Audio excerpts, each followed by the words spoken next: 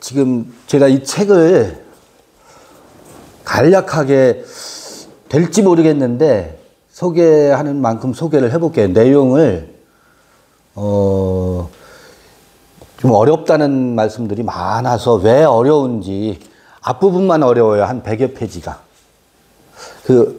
그렇지 않아도 머릿말에 어려워서 고비를 넘기기가 어려울 것 같아서 그런 걱정을 머릿말에도 담아놨었거든요. 그것을 한번 설명을 듣고 이 책을 읽으면 조금 도움이 될 수 있을 정도로 한번 설명을 해볼게요. 어느 만큼 될지 모르겠는데 책 제목이 카발라와 생명나무인데 카발라라고 하는 것은 뭐냐면 유대교, 정통 유대교가 있고 유대교인들이 도저히 용납하지 못하는 비주류. 용납하지 못한다는 얘기는 무슨 얘기냐면 오늘날은 언론가 그래도 많이 언론의 자유가 있고 사상의 자유가 있지만 예전에는 주류와 반하는 이야기는 내놓고 소통을 하거나 전할 수가 없었어요. 그래서 문서로 만들어질 수가 없었고 일단은 구두로 전승하는 방식으로 해야 가문이 멸족을 당하는 일이라든지 우리나라에도 사문난적이라든지 선비들이 이단 서적을 옛날에 조선시대에도 도자 도덕경 같은 건 불온 서적이었었어요. 그래서 그것은 읽을 수가 없었다고 내놓고 그 다음에 천주학 한국에 들어왔을 때 선비들이 천주학에 경도되면 천주학의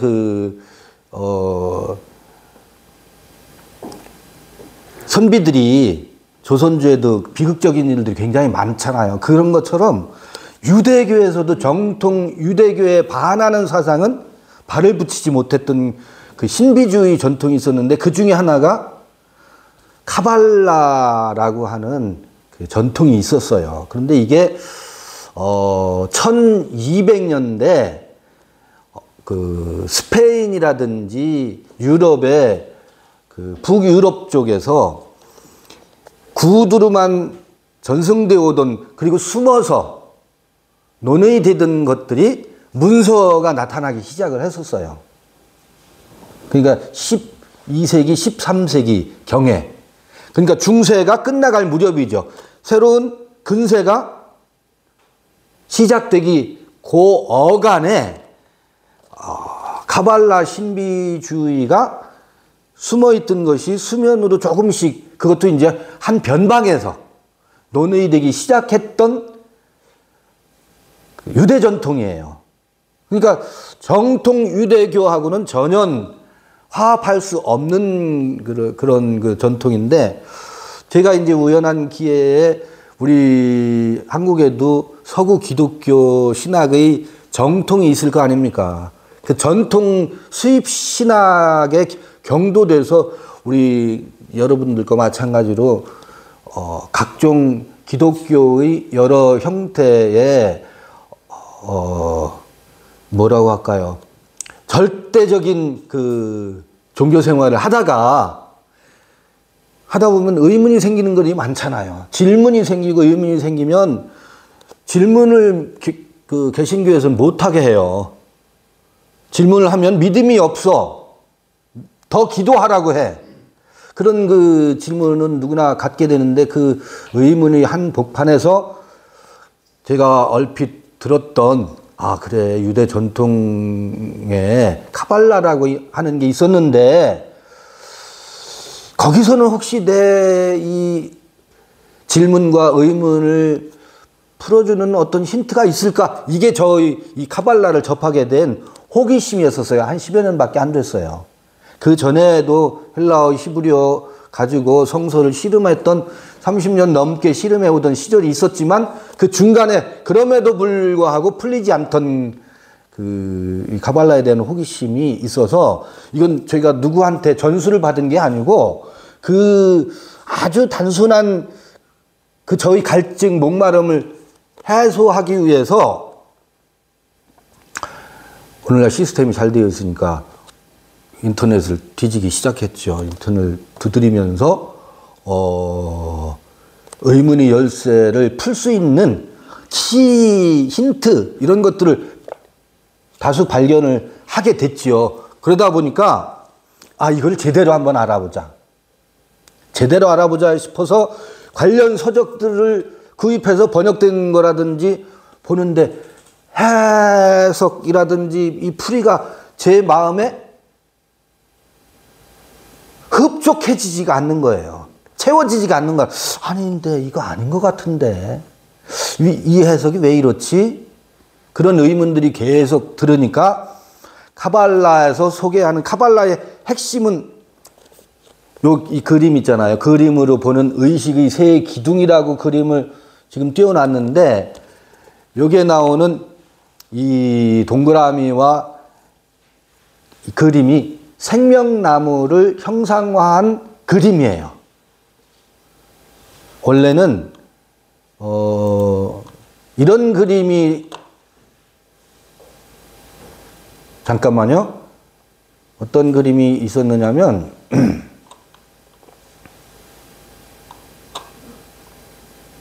이 책 첫 페이지 한번 여러분 갖고 계실 테니까 봐보실래요? 속표지. 요게 이 그림이 요 생명나무가 여기 랍비가 있고 동그라미 10개가 그려져 있고 그림이 서로 라인이 연결되어 있죠. 이게 여기 보면 기독교인들에게 라틴어로 카발라를 소개한 책 빛의 문이라고 하는 라틴어로 이 포르타 엘브시스 요게 빛의 문이라는 뜻이라. 요게 13세기 말에 개종한 유대인 파울루스 리키우스가 라틴어로 이 생명나무를 번역을 해서 그 기독교인들에게 소개한 생명나무예요. 그러니까 개신교에 소개한 생명나무라고 보면 되겠죠? 이 그림을 달리 표현해 보면 지금 이렇게 그려볼 수 있어요. 아까 보신 것처럼 빨갛게 한 것도 빨간색 빨주노초 파남보로 그린 이 그림은 이건 이제 제가 또 응용을 해서 뭐예요? 7개의 그 색깔을 영역별로 표시하고 10개의 세피로트 열매, 이게 생명나무의 열매거든. 이 열매를 반영을 해서 그 카발라에서 전하려고 하는 것을 제가 다시 정돈을 해서 그림을 새로 그려본 거거든요. 이런 형태의 그림은 인터넷에 수많은 카발라 생명나무 그림이 있는데 요건 이제 제가 이렇게 한번 구성을 해 본 건데, 그러면 이 생명나무가 도대체 뭔가 다른 많은 얘기를 하면 길어질 테니까 우리 생명나무는 에덴 동산 이야기에서 선악을 알게 하는 나무와 생명나무가 동산 중앙에 있다 그러잖아요. 그리고 이 신비주의 전통에서 카발리스트들이 뭐라고 하느냐면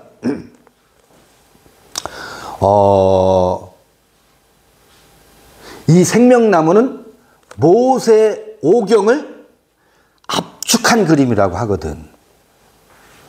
그러니까 모세 오경이 구약성경 처음 나오는 5개 바이블이 얼마나 복잡하고 길어요. 레위기 제사 이야기라든지 민수기 백성들을 계수하는 이야기 얼마나 복잡해요.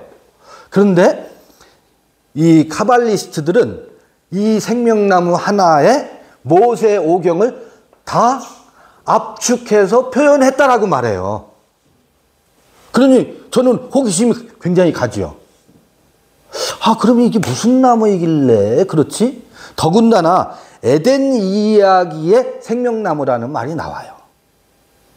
그리고 생명나무와 쌍둥이로 등장을 하는 나무가 선악을 알게 하는 나무, 선악의 나무와 동시에 생명나무야. 그런데 우리는 선악의 나무가 무엇인지에 대해서도 잘 모르고, 그리고 더더욱 생명나무는 에덴 이야기에 보면 화영검으로 생명나무에 접근하는 것을 막았다라고 그 이야기에 서술이 되어 있잖아. 그래서 생명나무에 대해서 알 수가 없어. 말은 많이 들어봤는데 생명나무가 무슨 나무인지, 이 다음에 죽어서 예수 잘 믿고 이 다음에 죽어서 천국 가면 우리가 맛보고 달마다 12가실이 뭐 요한계시록에 맺힌다 그러는데 그런 나무가 있는가 보다 매우 종교적인 추상적인 나무로 되어 있어요. 여기서는 맛볼 수 없는 나무 정도로. 이 다음에라는 것은 전부 가상세계야. 가봐야 알아.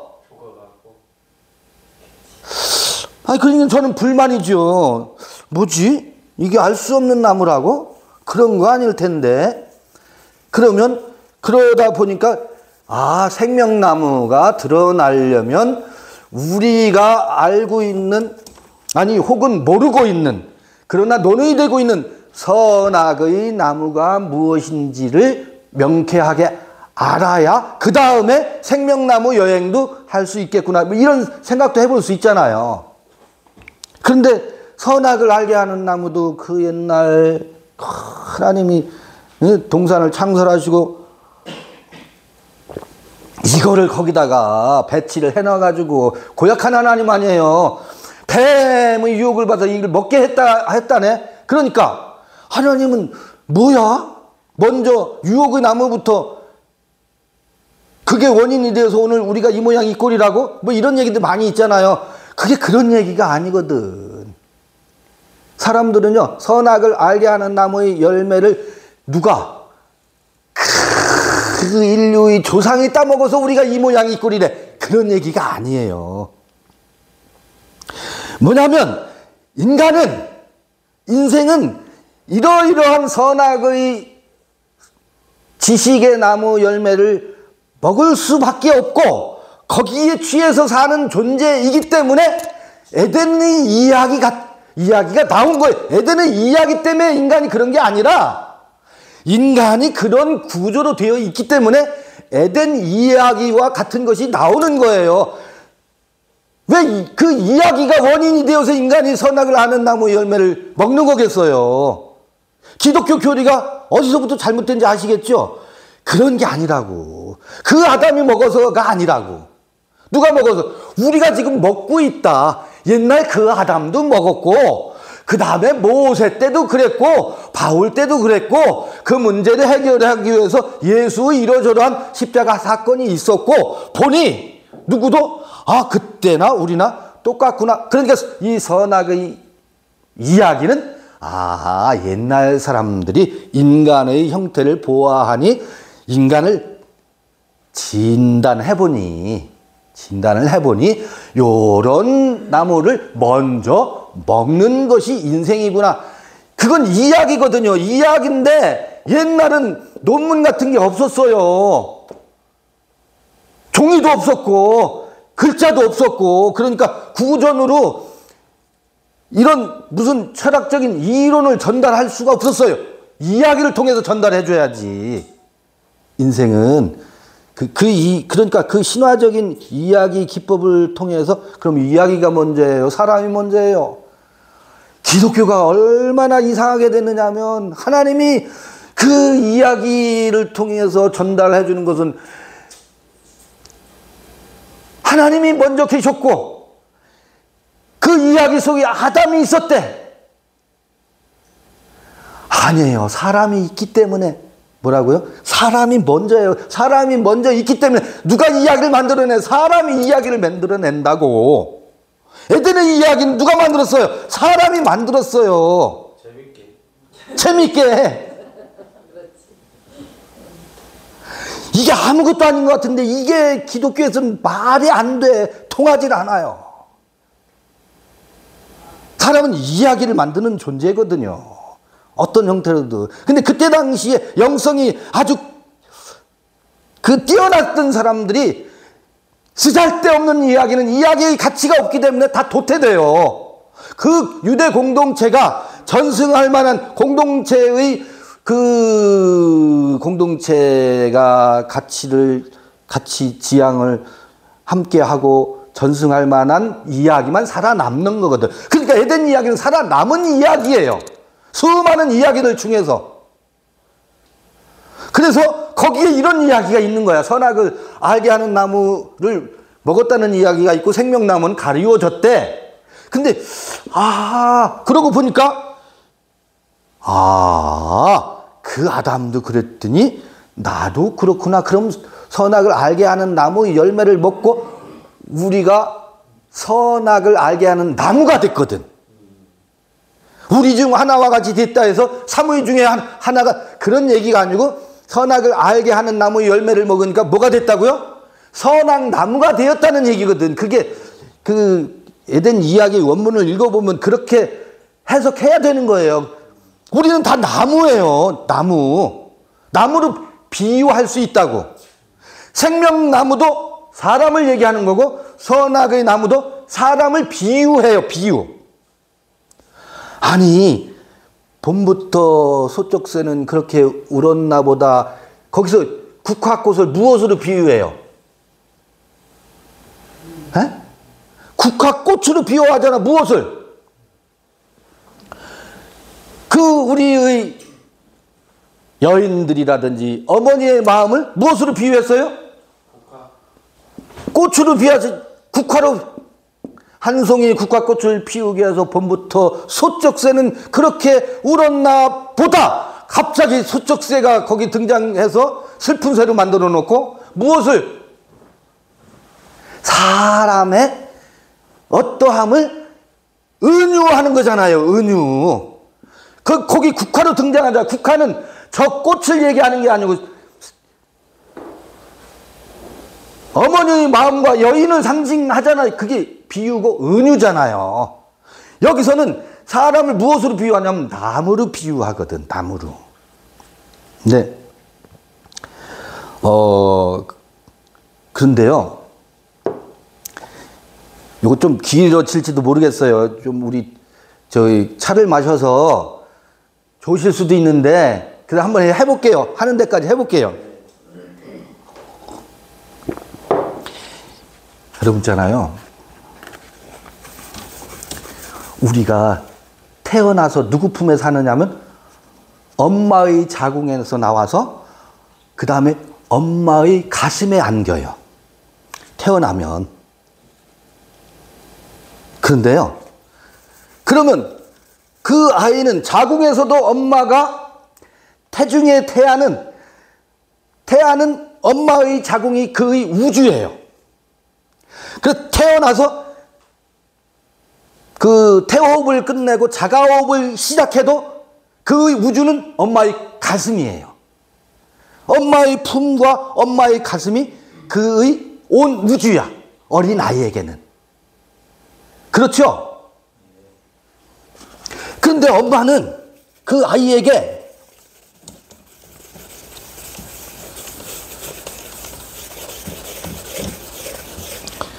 뭐 하냐면 아이의 배고프면 젖을 물리고 춥다고 하면 덮어주고 또 배변을 돕고 그 아이는 할 수 있는 게 아무것도 없어요. 엄마의 절대적인 도움이 아니면 아무것도 할 수 없다고. 그 아이가 느낄 수 있는 것은 이 인식의 세계도 아직 미분화 상태고 단지 쾌와 불쾌의 감정만 있어. 이것만 느껴가지고 불쾌하면 으아하고 울어.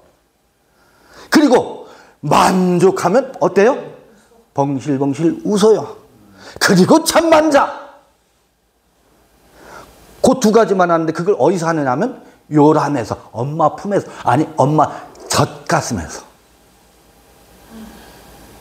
그러면서 그 아이는 이제 태중에서 나와가지고 자가 호흡을 하면서 엄마가 자기 우주잖아요.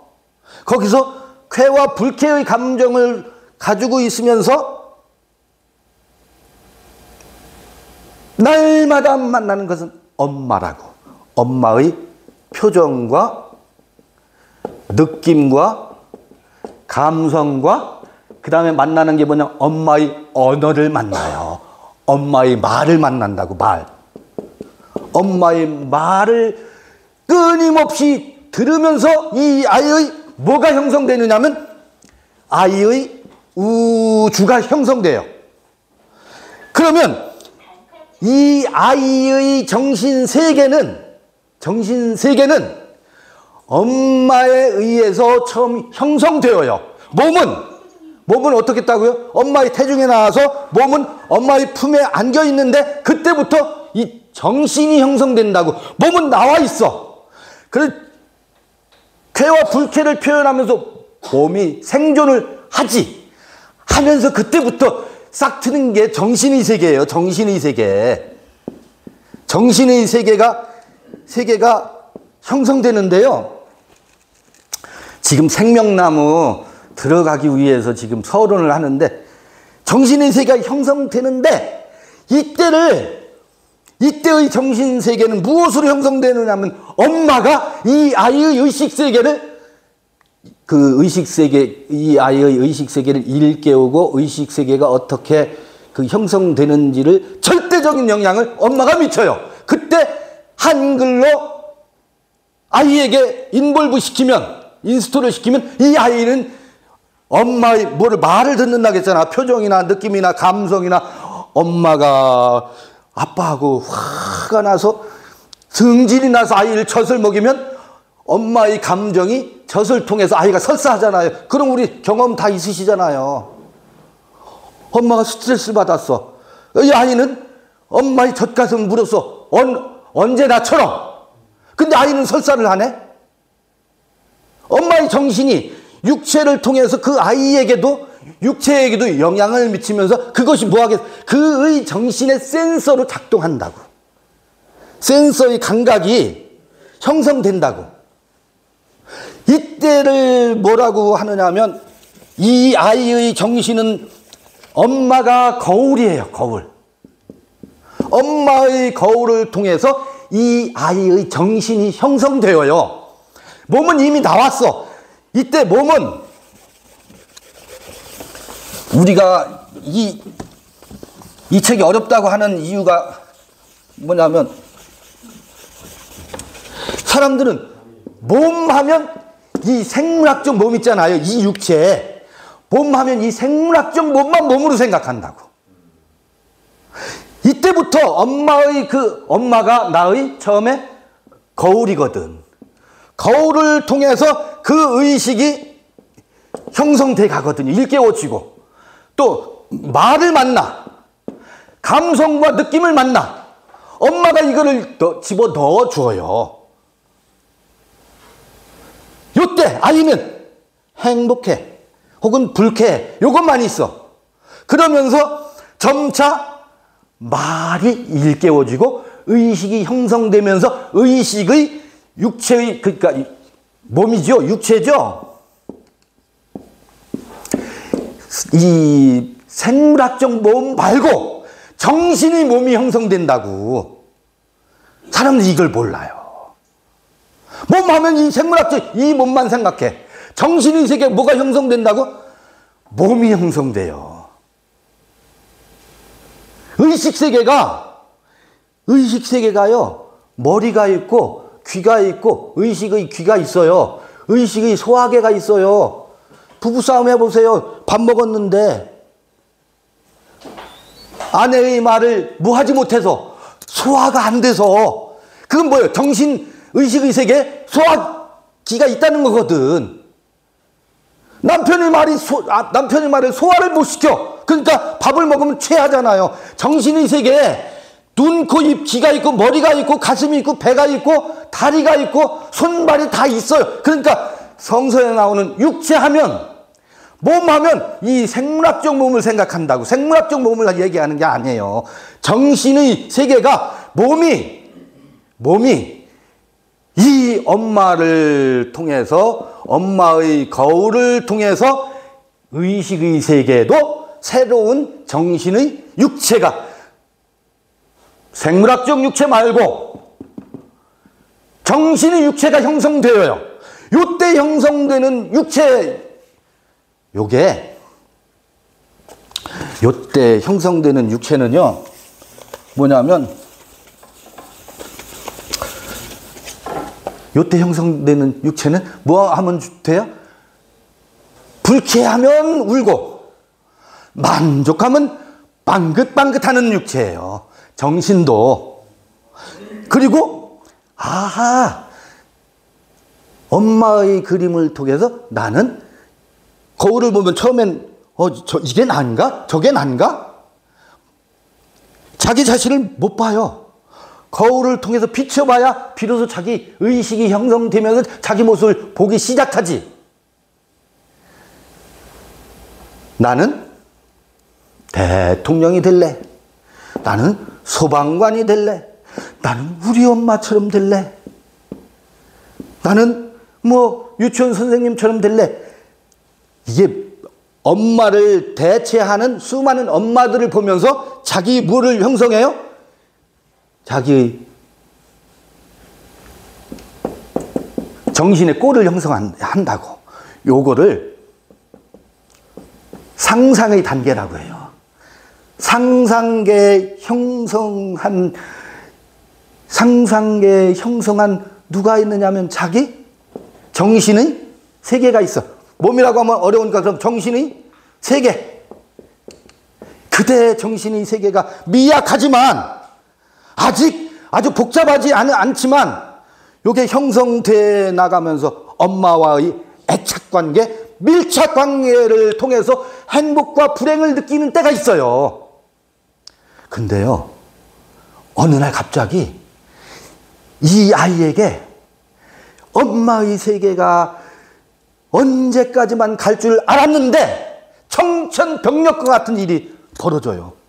그 달콤하고 맛있던 엄마의 젖꼭지에 엄마가 물을 묻혀놔요? 소태를 묻혀놓네. 젖 있어. 갑자기 이게 뭐야? 왜 젖이 안 나오지? 근데 젖을 물었는데 지금까지 뭐예요? 이 쾌잖아, 쾌의 세계가 갑자기 불쾌의 세계로 다가오고 당황되는 거예요. 당황된다고. 젖 뗄 때 있잖아요. 젖 떨어질 때 이 아이의 1차 오일 쇼크가 다가옵니다. 아이에게. 그의 우주가 떠나가는 사건이 생긴다고. 첫 번째 우주가 떠나간다고. 요때 이 아이에게 있는 충격, 그리고 엄마와 나는 뭐 일체였었거든. 항상 엄마의 그 젖가슴과 그 요람에서 살았었거든. 그런데 엄마의 젖이 나를 배반하는 것뿐만 아니라 이제 의식이 좀 컸잖아요. 내가 엄마하고 같이 있어야 되는데 엄마 곁에 다른 놈이 옆에 있네. 그때 아빠가 보이는 거야. 그럼 이 아이는 엄마에 대한 배신감과 배반감, 이 충격이 얼마나 크겠어요. 그런데 아직 그 절망스러운 것이 의식 속에 깊이 이 아이에게 뭐예요? 쇼크로 사실은 보이지 않는 굉장한 쇼크일 텐데, 이때 이거를 이 젖을 떼지 않으면 이 아이는 아이로 성장하지 못한다고. 엄마의 배신은 뭐예요? 이 아이의 독립을 하는 시기인데, 이때 이게 있잖아요. 연착륙이 얼마나 중요한지 몰라요. 이때 연착륙을 잘 못 시키면 아이는 자기가 무엇을 조금 지나면 이땐 누구를 잃어버려요? 자기 엄마를 누구한테 뺏겨요? 아빠한테 뺏기고 자기는 뭐가 돼요? 절망의 나락 속에 들어갔는데 조금 지나면 자기가 빼앗긴 엄마를 빼앗겼다는 것조차 망각하게 되는 때가 와요. 그러나 그 아이의 무의식에는 그것이 무엇으로 들어가 있겠어요? 엄청난 절망과 배반의 경험이 그의 무의식에 들어가 있다고. 그러면서요,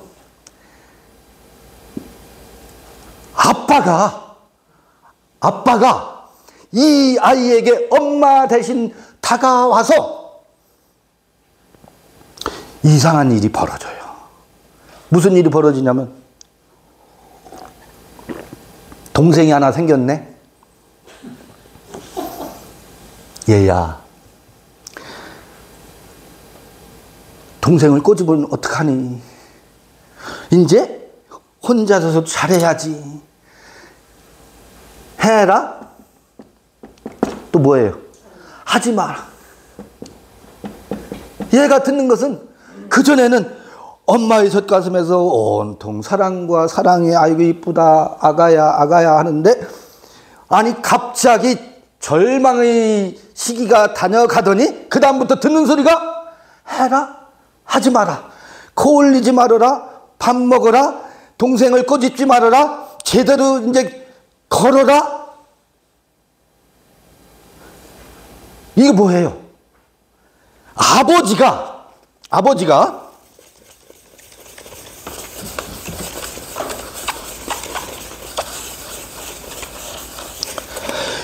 그 사회의, 그 동네의 문화와 관습이 담겨져 있는 언어를 가지고 와서 이 아이가 엄마 아버지 품에서도 떠나서도 생존할 수 있는 능력을 배양시키기 위해서 관습과 법률과 아이들하고 생존의 규칙이잖아요. 싸울 때 입만 맞고 오지 말고 저 받고 와, 객값은 내가 물어줄게 하면서 그 사회에서 생존하는 규칙을 이 아이에게 끊임없이 가르쳐줘요. 이때를 이건 전부 뭘로 하느냐면 다 뭐겠어요?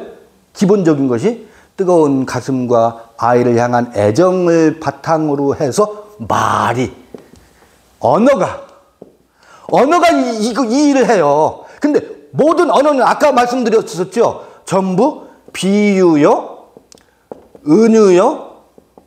은유요, 다 상징이라고. 이 그림도 상징이에요. 제가 하고 있는 이 말도 그 무엇인가를 전달하기 위해서 비유와 상징으로 되어 있어. 언어는 다 상징이에요. 그래서 아까는 엄마의 가슴 속에서 상상을 통해서 자기의 자아를 거기는 의식의 자아까지는 아니야. 자기 정신의 몸을 상상을 통해서 형성했었는데, 아니 나는 이제 이 다음에 이런 사람이 되고 싶은 욕망이 분출하고 그 욕망을 만족시키는 형태의 자기 삶을 그림을 그렸었는데, 아빠가 다가오더니 뭐 하고 있어요? 이 아이한테 내가 하고 싶은 것은 뭐예요? 얘야? 내가 하고 싶은 거에 대해서는 뭐라고 한다고? 하지 마. 얘 이름이 하지마로 바뀌어. 소파에 올라가면 하지마. 하지 말라고 했지? 이 아이는 천방지축 하고 싶은 걸 다 하잖아요. 그런데 아버지는 뭐야? 끊임없이 하지마. 이렇게 해야 네가 살지. 요거는 전부 말과 언어를 통해서, 그것도 비유, 은유, 상징의, 그래서 이걸 상징계의 언어를 가져다가 그 아이의 의식세계를 뭐 하고 있어요? 만들어가고 있어요. 요게 뭐예요? 요게 선악나무지. 이렇게 하면 옳고 이렇게 하면 죽는다.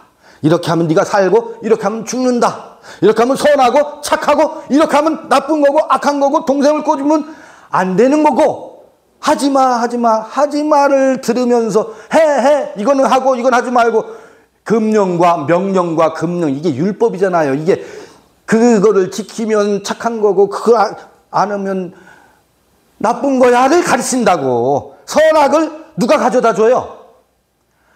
아버지의 상징 세계가 가져다 줘요. 그러면서 너는 이러이러하게 살면 훌륭한 사람이란다. 공부 잘해. 그러면은요, 우리의 의식은 이때는 쾌와 불쾌를 통해서 행복과 불행을 여겼었거든. 상상계 때는. 근데 상상계에서 형성한 이 내가 하고 싶은 것을 아버지는 뭐 하고 있어요? 거세시키고 있다고. 이게 거세 공포증이에요.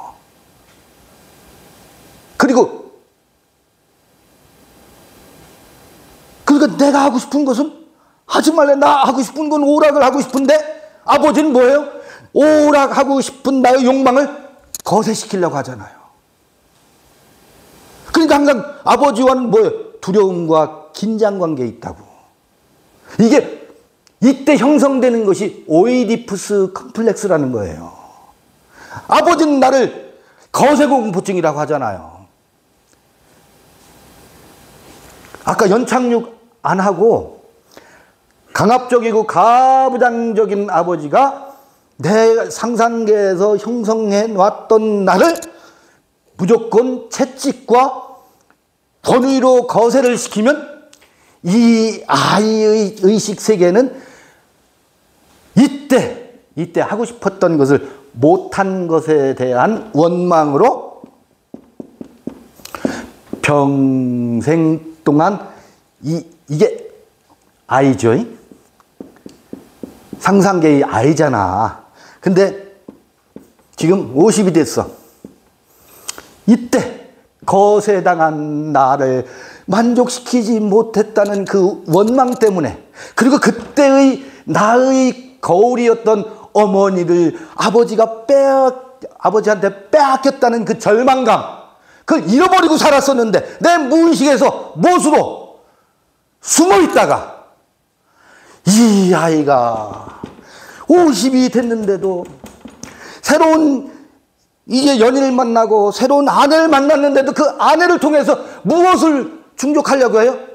그 엄마 아빠로부터 거세 당했던 이 어린 아이의 욕망을 아내를 통해서 충족하려고 하네. 근데 아내는 엄마가 아니잖아요. 근데 이때 절망했던 것이 숨어있다가 나도 잃어버리고 있었어.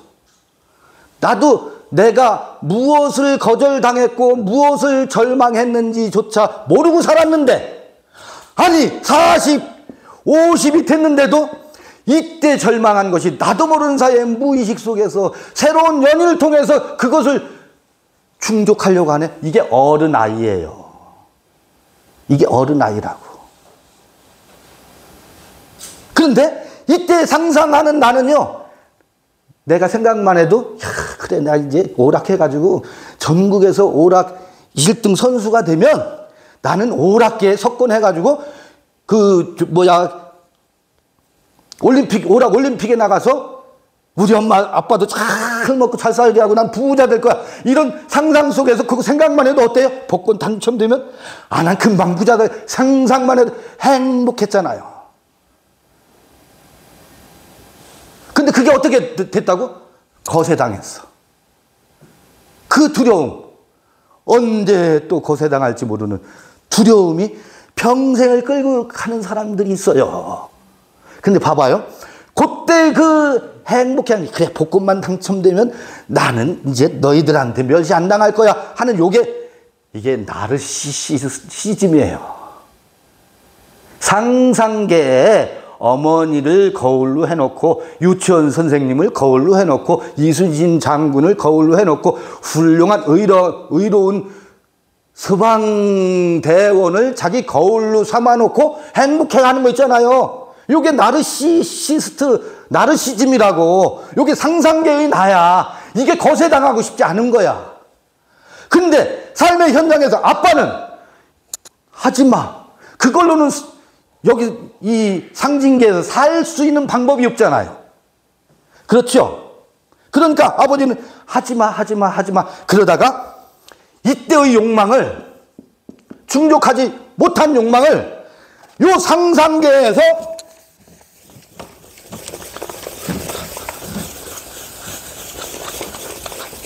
상상계라는 것은 우리 마을에서, 우리 학급에서, 우리 그 친구들 사이에서, 아니면 이 사회에서, 법조계에서, 아니면 정치계에서 뭐 하면 돼요?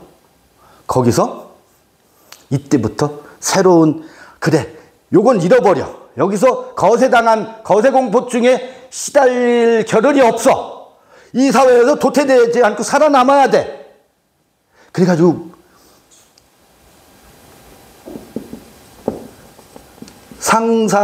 상상계에서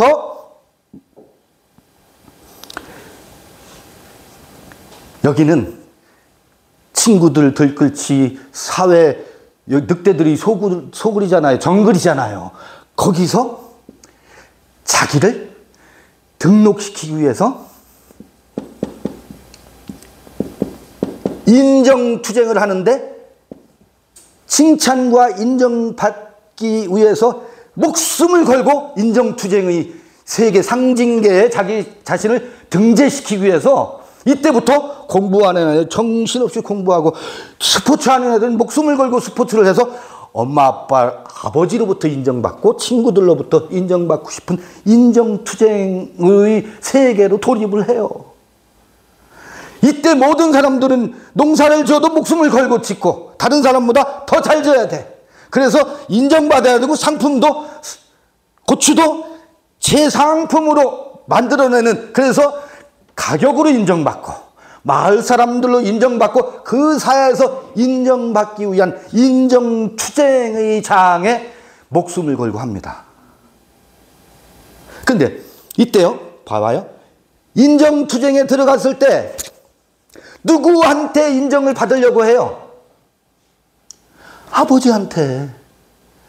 그 사회의 시스템에게서, 그 사회의 친구들이나 그 문화와 그 사회의 문명에서 인정투쟁에 온 힘을 다 기울입니다. 이게 인생이에요. 자, 그래서 인정을 받았어. 인정을 받는 방법이 뭔지 아세요? 공부하는 학생은 공부, 야, 너네 학급에서 5등 했다며? 그래? 이번엔 또 1등 했어? 칭찬해주지. 근데, 야, 임마, 너 맨날 오락하더니 5등 하다 20등이 뭐야? 칭찬과 비난. 이 인정의 사이에서 칭찬과 비난의 세계를 왔다 갔다 하다가 드디어 마침내 인정투쟁에서 승리를 했어요. 인정받는 사람이 됐다고. 자, 이때 인정받는 사람이 됐어요. 이때의 주인은 누군지 아세요? 인정받기 위해서 불철주야 눈치 보면서 죽음투쟁을 불사하면서 일하는 나는 누구냐면 그게 노예거든. 누구의 노예? 타인의 시선에 인정받기 위한 주인은 타인이고 나는 종이라고, 노예라고. 타인이 주인이고 아버지가 주인이고 목사님이 주인이고 권사님이 주인이고 장로님한테 칭찬받기 위함이 그들이 주인이고 나는 노예야. 그런데요, 인정투쟁에서 승리를 했어요. 승리를 하면은요, 우리 형제 잘 아실 거야. 인정투쟁에 승리를 하면 주인과 노예의 포지션이 바뀌어요. 주인은 노예가 되고 노예는 뭐가 되느냐면 주인이 돼요. 무슨 이야기냐면 현대 자동차가 자본을 투자해서 근로자들을 모집을 해가지고 울산 현대 공장을 세웠어요. 노동자들이 밤낮으로 일하지요. 거기서 고임금을 받기 위해서 노동자들은 인정을 받고 노동자로서의 가치를 인정받기 위해서 얼마나 열심히 해요. 우리 70년대, 80년대 새마을운동 이 노동자들이 단결을 해서 자본가는 주인이고 노동자는 뭐예요? 노예야. 근데 이 노예가 인정받는 방법은 뭐예요? 열심히 일해서 인정을 받아서 그 주인이 나 없이는 회사가 돌아가지 않는 자리에까지 이른다고. 예전으로 말하면 주인이 있고 누가 있어요? 하인이 있어. 많이 옷을 입혀드리고 뭐 드레스를 입혀드리고 머리를 만져드리고 뭐 장화를 신겨드리고 하인이 다 하지요. 주인은 하인이 명령만 하면 다 해줘. 그 5년 10년을 하다 보니까 하인이 없으면 이 주인은 아무것도 할 수 있는 게 없네. 옷 하나 하인이 없으면 밥이 어디 있는지 냉장고에 뭐가 있는지 아무것도 못하고 꼼짝없이 누구의 하인이 주인이 된다고. 이때부터는 하인의 너 나 없으면 할 수 있는 게 뭔데? 네가 뭘 할 수 있는데? 뭐가 돼요?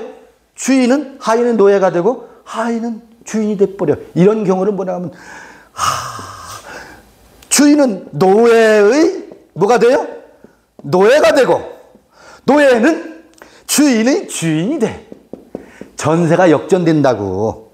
전세가 뒤바뀐다고. 인정투쟁을 통해서 노예는 주인을 노예의 노예로 만들고 노예는 주인의 주인이 된다니까. 인정투쟁에서 승리를 하면. 그래서 오늘날 노사 문제가 서로 주인 사용자는 노동자의 눈치를 봐야 되잖아. 노사 협의를 하는데 거기서 주도권 다툼을 서로가 쟁취하려고 난리들이잖아요. 이게 밖으로 나타나는 것인데 우리 안에서 이 인정투쟁의 시대가 있다고요. 그래서 인정투쟁에 의해서 드디어 많은 사람들로부터 뭐냐면 인정을 받았어. 판사가 됐어. 검사가 됐어. 아들이 판사 되고 검사가 되고 또 회사의 대표가 되니까 이때부터는 아버지가 해라 하지마 이게 어떻게 돼요? 역전이 됐어요. 아버지 왜 그러셔요? 하면 아버지가 뭐가 돼요? 아들 눈치를 봐야 돼. 전세가 역전되지요. 관계에서 전세가 역전이 된다고. 인정투쟁에 승리하면. 그러면서 이 인정투쟁에 의해서 형성된 판사다. 아무개 내 집 아무개는 참 훌륭한 사람이 되었대. 어떠한 사람이 되었대? 그 평판 속에 평판 속의 나, 이 나는 인정받는 나지. 아까 처음에 상상계에서 나르시스의 나를 거세시키고 이 상징계에서 아버지의 규칙과 문화와 관습의 세계에서 요구하는 것에 인정받는 그때는 이걸 거세시키고 뭐냐면 행복과 불행 그 다음에 만족의 방식이 이때는 쾌면됐었어.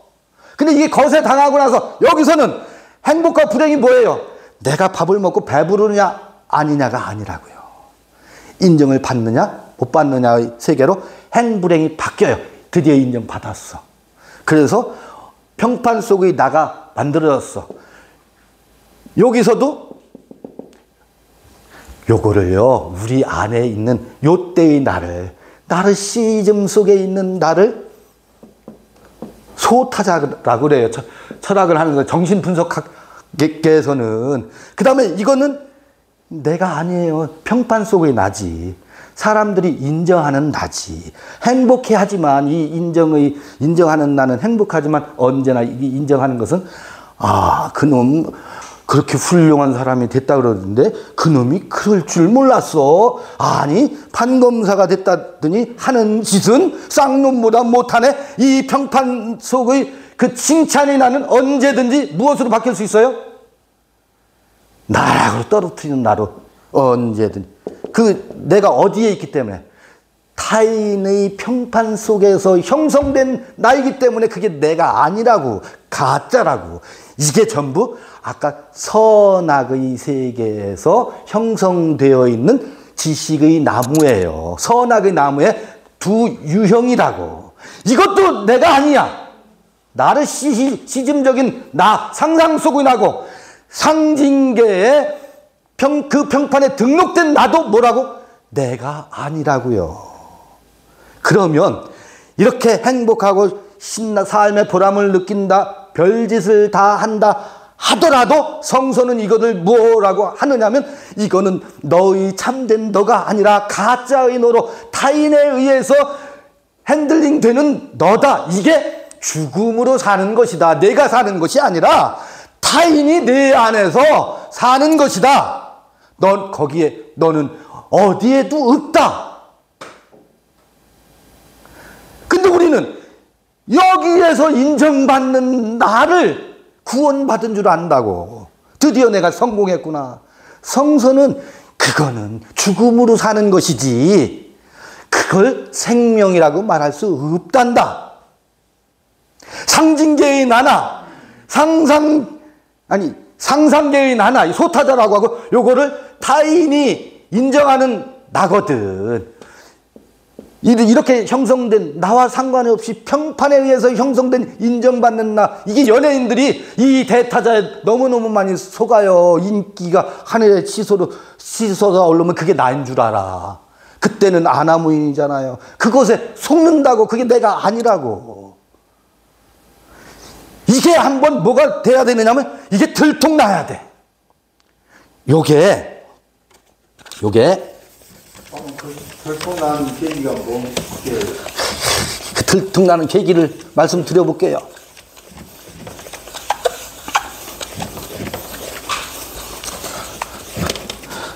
우리는 이 타자와의 관계 속에서 우리의 의식이 형성돼요. 이게 들통나는 계기는요, 약을 먹어야 돼요.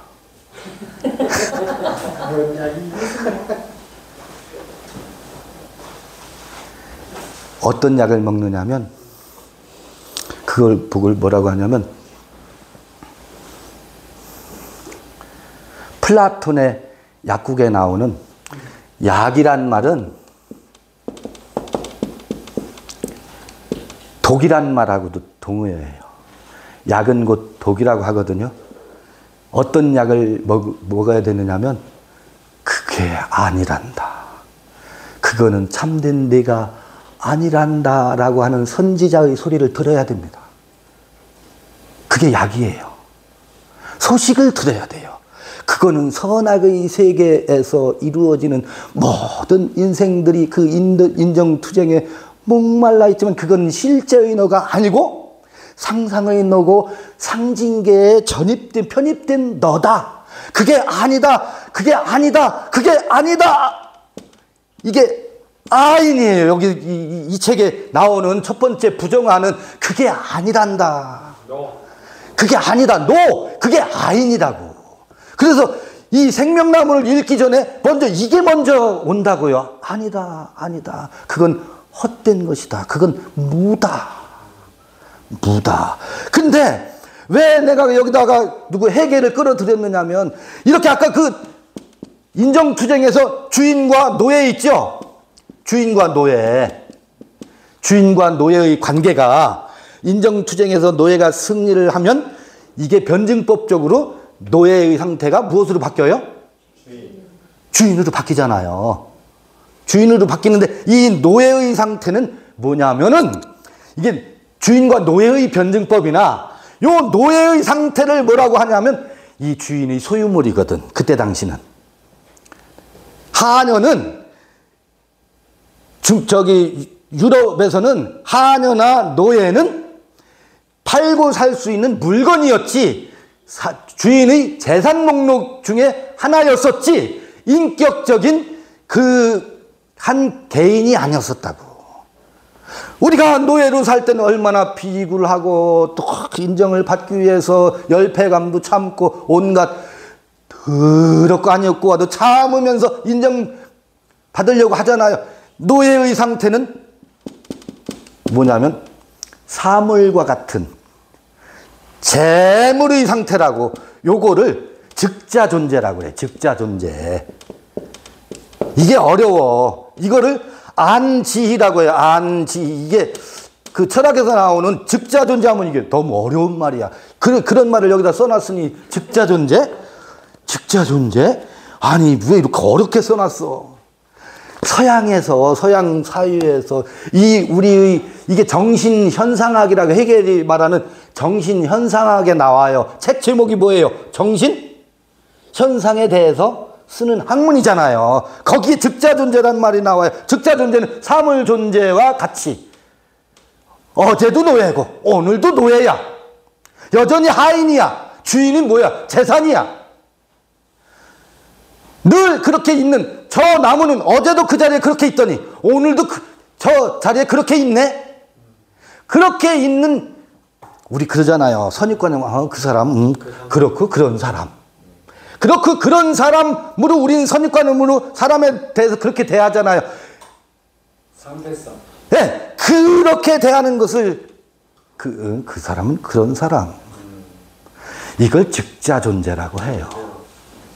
그런데 그 노예는 뭐 한다고요? 거기에 머물러 있질 않아요. 인정투쟁을 거쳐서 뭐 한다고? 그 노예의 상태를 부정하고 피열지라고 한다고. 피열지라고 하는 것은 피열지 for고 요거 즉자 존재일 때 인이에요. 그대로 있는 그대로. 이거는 자기 자신을 위해서 사는 삶이라고. 노예의 상태에서 자기 자신을 위한 상태, 노예의 상태에서 무엇으로 바뀌어요? 인정투쟁을 거쳐서 주인으로 변증법적인 변화가 생기잖아요.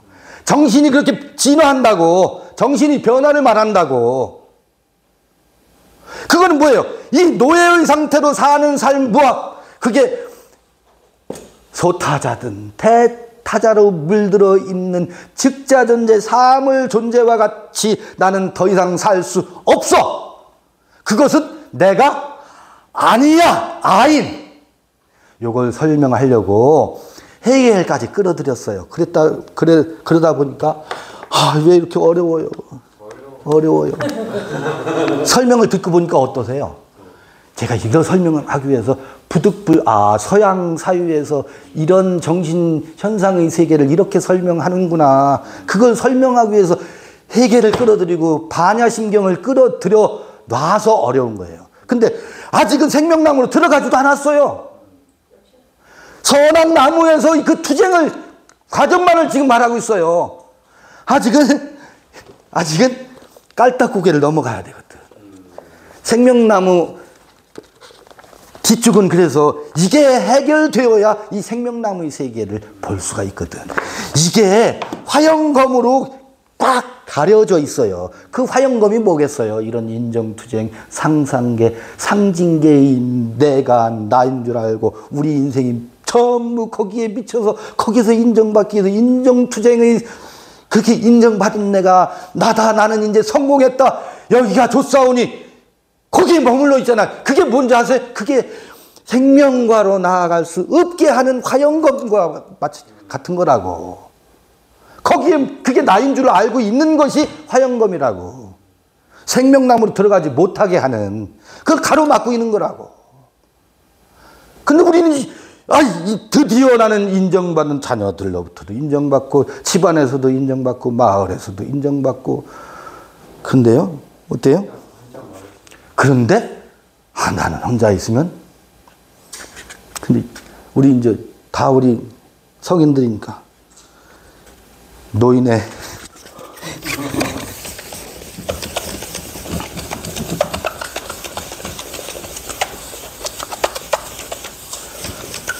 이거 기록으로 남겨놓고 싶어요. 아까 우리 상상계에서 엄마의 젖을 뗄 때 거세 당한 경험이 있죠. 근데요, 우리가 또 요거는 이런 책에 안 나오는 얘기인데 요새 제가 덧붙여서 말씀드려보고 싶은데, 언제 또 거세의 경험을 하게 되느냐면, 거세당하는 경험을, 그 아파가지고 죽겠다고 난리 아우성, 지금 아우성 소리가 들려.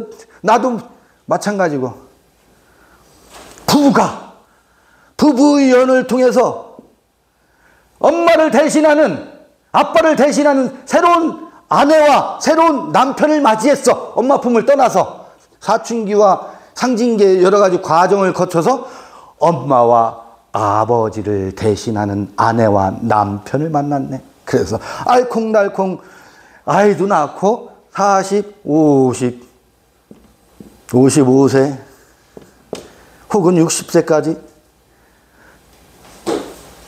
얼마나 사랑을 하면서 알콩달콩 살았어요. 여기서 잃어버렸던 나를 여기서 찾았지. 그런데 어느 날 아내에게 사춘기가 오네.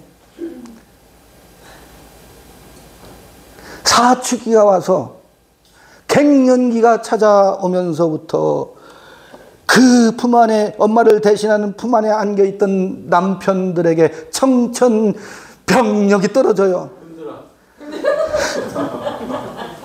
나 더우니까 가까이 오지 마. 어째야 우리 집 이야기야? 사춘기구나. 여러분요, 그때는 엄마의 젖가슴을 떨어지는 것은 남성이나 여성이나 아들이나 딸이나 똑같은 경험이었지. 지금 50, 60대의 이제 이 실버 세대가 경험하는 것은 대개는 엄마의 젖가슴을 대신하던 아내에게서 떨궈져 나가는 것이, 나 더우니까 가까이 오지 마. 저쪽 방으로 가. 거세당해요. 아내로부터 남편들이 거세를 당합니다. 그럼 아내의 입장은? 아내의 입장은 또 다른 정서가 필요한데 공황이 있겠죠. 또 다른 공황이 있는데, 이게 어려서 상상계를 벗어날 때의 그 거세의 공포가 다시 50대, 60대의 남성들에게 이 거세의 공포가 찾아와요. 이거를 말해주는 사람들이 없어. 그런데 그거를 떨궈내고 싶어서가 아니거든요. 생물학적으로 열이 올랐다 내렸다 올랐다 내렸다, 그리고 생명을 잉태하던 태의 그 자궁은 건조해져서 남편이 가까우면 고통스러워. 아파요. 고통스러워요. 싫어서가 아니야. 내가 고통스러워. 그래서 어떻게 해요? 가까이 오는 거, 밤이 무서워. 어떤 사람은 남자들이 무서워하대. 근데 그러면서 거세의 공포를 또 한 번 당하면서 우리가 어찌 살고, 요 고민들이 우리 세대에 있어요.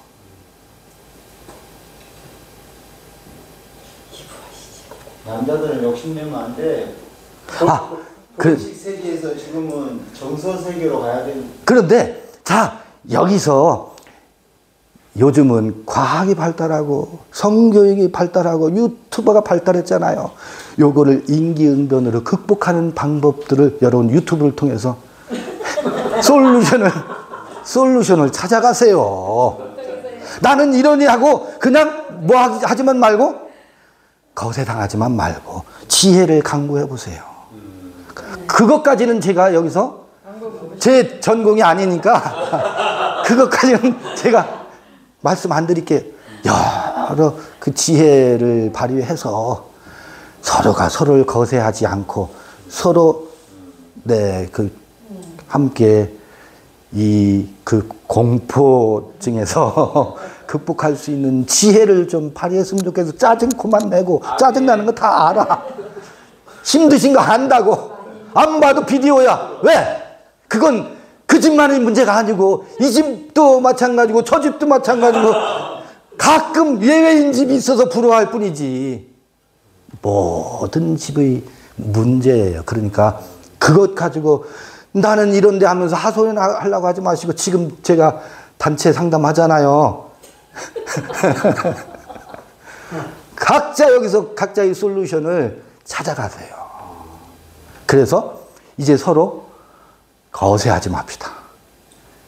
거세 공포증에 그렇지 않아도 한 번 있었던 경험을 이게 무의식에 있었던 것을 다시 되살려지니까 여기서는 공포가 두 번이야.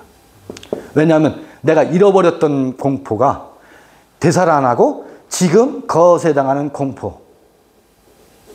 여러분요, 어떻게 살 것인가? 이제 이 60대 후반, 70대 공원에 가서 장기 두면서 살 것인가? 아니면 상상계의 나와, 아니, 상징계의 내가 아니로구나. 그러면 나의 실제는 무엇이? 이제 생명나무 이제 쉬었다 하든 아니면 다음번에 하든 그 생명나무의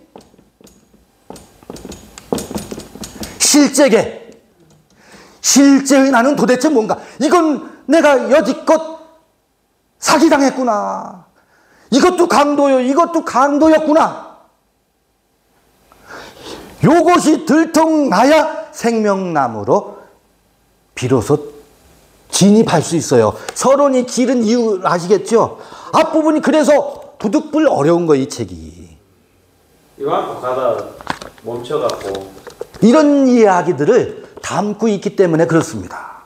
선악나무의 세계가 먼저 부정되어야 하기 때문에 여기서 형성된 폼생폼사 똥폼 잡는 나로 있는 것이 부정되기 전에는 생명나무의 세계가 들어갈 수 없어서 뭐 즉자 존재가 어떻고 대자 존재가 어떻고 즉자 대자 존재가 어떻고 우리는 대자 존재가 돼요.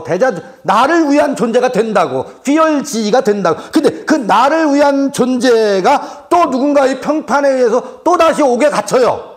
그게 또 다시 노예가 된다고.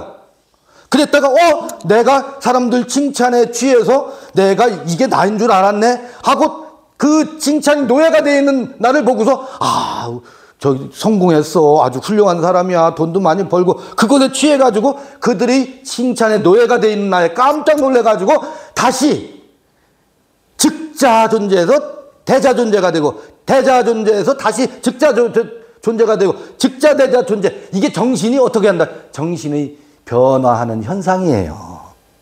그래서 마침내는 이 세계를 결별하고 생명나무의 세계 실제의 나를 찾아 떠나는 여행, 이 여행을 했으면 좋겠어요. 생명나무의 세계를 이제 우리가 찾고 여기서 논하는 이 이야기를 지금부터 이 이야기를 써나가는 것이 우리의 노후.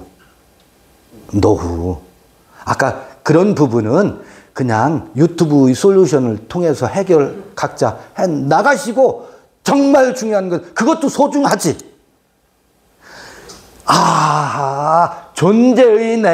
존재의 나를 생명이라고 하는구나. 봐요. 아까는 이게 다 타자에 의해서 형성된 나니까 존재의 내가 아니야. 가짜 나지. 평판 속에 있는 나지. 근데 그 평판 칭찬 들으면 우리는 뭐예요? 아주 하늘에서 별이라 따다줘. 칭찬만 해주면. 이게 서로를 속이는 거야. 언제까지 그것에 목말라서 그것을 너 왜 나 인정 안 해줘? 나를 왜 무시해? 이러면서 언제까지 징징거리면서 살 거예요. 이제 그거 졸업해야 되지 않겠어요? 아내가요 인정해 주는 것도 엉덩이 두드려 주는 것도 한두 번이지. 이제 지쳐서 나이는 늙고 나도 귀찮고 열은 오르고 내리고 하는데 언제 남편을 인정해주고 칭찬해줘요? 나도 귀찮은데.